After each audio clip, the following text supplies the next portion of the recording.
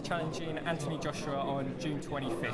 Coming into the fight, how do you feel? Oh man, I'm excited, man. Like I was saying at the press conference, I'm ready to go now. I made the mistake of saying 4 or 5 weeks, maybe even 6 weeks of training, and Joshua was able to correct me and say 7. But at the same time, he's the type of guy that needs every single day of that 7 weeks to prepare for a guy like myself. I'm so excited I can get this done this weekend, and I can't wait for June 25th to show up. Yeah, you're that confident. Yeah, no, definitely that confident. I just understand what I bring to the table. I'm not like a traditional boxer that's going to talk a big game and then get in the ring and lay a big goose egg. I talk a big game, and most likely use the times I don't. I should respect my fighters that I'm in the ring with, only because I know I bring some devastating power and some devastating skills. Most people in the UK won't have heard of you. They may have recognised the name from the Olympics a few years back. But your last fight, if anything, should be a warning sign for Anthony Joshua. Obviously, he was put down, came back up, and broke the guy's jaw, and I believe he almost bit his own tongue in half. Yeah. From what I've been told, I haven't checked in myself, haven't called the man. We're not speaking terms, but I believe he severed his tongue in the second round. How you do that with a mouthpiece in your mouth, I don't know, but it does show for a ton of punching power on my behalf. And I think in the fifth as well, he broke his jaw and was able to continue after the fifth round. So if that doesn't show punching power, I don't know what does. I've been in there with all shapes and sizes. Some guys that have served time, some guys that have great amateur records, fellow Olympians from the USA, and Devin Vargas, as well as a Puerto Rican Olympian as well. So he's not the first Olympian I'm facing. He's not the first task I'm facing. I've been there, done that, and I can't wait to get started. There's quite a few similarities between yourself and Anthony. Obviously, both of you in the Olympics, but also you took quite late to the sport. I believe you was actually American college football player. Yes, sir. So I played football 16 years of my life. Played college football for 4. Ended my college football career and tried to pursue the professional NFL sport. At the age of 23, things didn't pan out the way I wanted them to. Kind of turned into boxing to kind of stay in shape for football, and in doing so, just blossomed into the fighter I am today.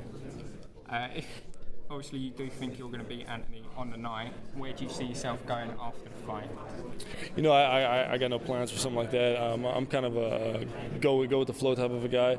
My biggest task in hand is knocking Anthony Joshua out and getting him out of the ring. It might not even be a safe situation to get out after the fight, being a big upset to the whole UK. But at the same time, if the UK does embrace me and they want to celebrate, we'll definitely do so. Obviously, we had Charles Martin come over a few months back with Anthony, undefeated American boxer like yourself. Where do you think he went wrong that you can actually go right? I think he went wrong with just picking the fight with Anthony Joshua. Charles Martin doesn't have a resume to be in the ring with a guy like Anthony Joshua. Doesn't have the resume to be in the ring with me. Me and Charles Martin were actually scheduled to fight last year in December 12th. Unfortunately, he pulled out of that fight to take the title fight against Glasgow, which we all know ended up in a slip and fall. Glasgow getting hurt, and Charles Martin being blessed or winning the golden ticket, the lottery ticket to the belt.